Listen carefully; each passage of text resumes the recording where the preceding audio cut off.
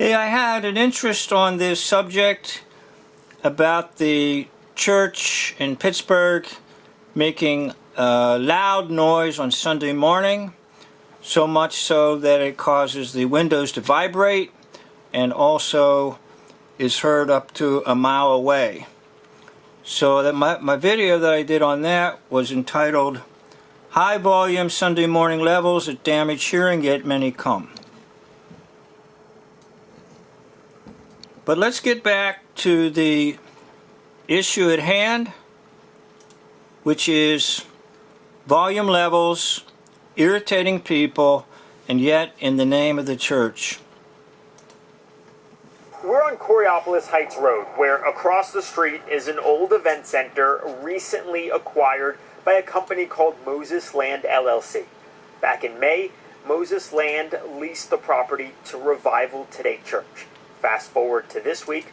Okay, so Moses Land LLC bought the property, and I'm going to tell you something. Knowing the area there, that would have been an extremely expensive property, millions of dollars, and they bought it, and now they're leasing it to Revival Today for $1 a year. So there's a connection between Moses Land LLC and Revival Today Incorporated.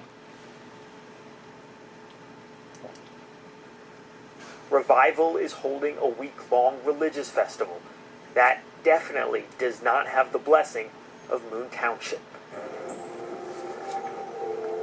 The louder the festival gets, the louder the uproar. A mile away. For 8 hours. Music and sermon.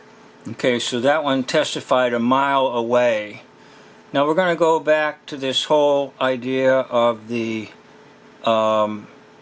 property and what is going on in America today with these rock bands coming in and in the name of church bringing in large crowds. So this is kind of a side issue. The main issue in my other report was about the volume level and respecting neighbors and loving God and loving neighbor.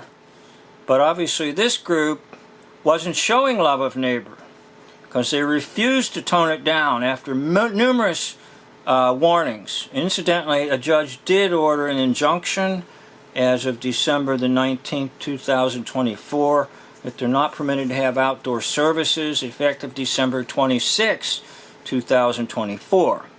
Now, you will notice that Moses Land LLC bought the property, and they're leasing it to Revival Today. And that's the name of the so-called church. But notice it's Revival Today, Inc., INC.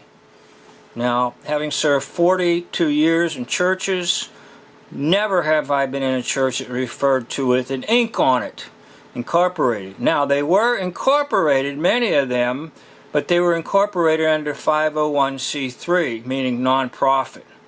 So is this Revival Today a profit group? That's the question, all right?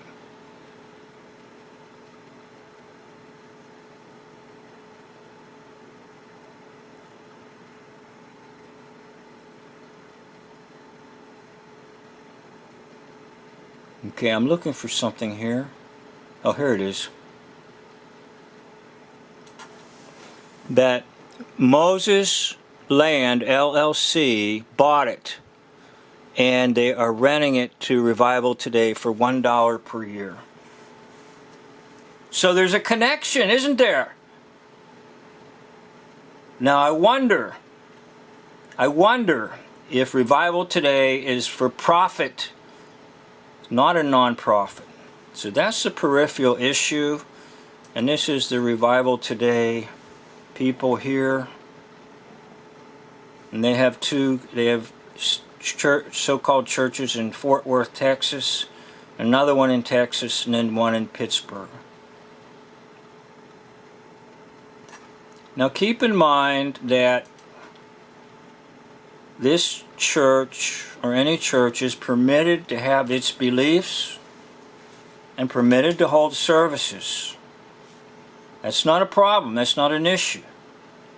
But if in the exercise of their beliefs and services they are imposing upon the public to the point they're violating local ordinances, laws, and statutes, now you've got a mess, because secular authorities do intervene. Now, in all my videos, I've tried to say that the church can be the church, and no intervention of the outside state or the secular world, except if there is crime or violations. Now, we're not going to say there's crime going on here, but we're going to say there are violations. Community standards are being violated.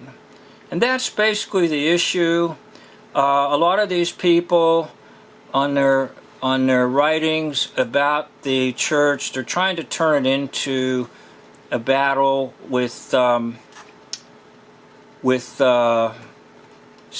that the people are not allowing for freedom of religion. No, that's not true.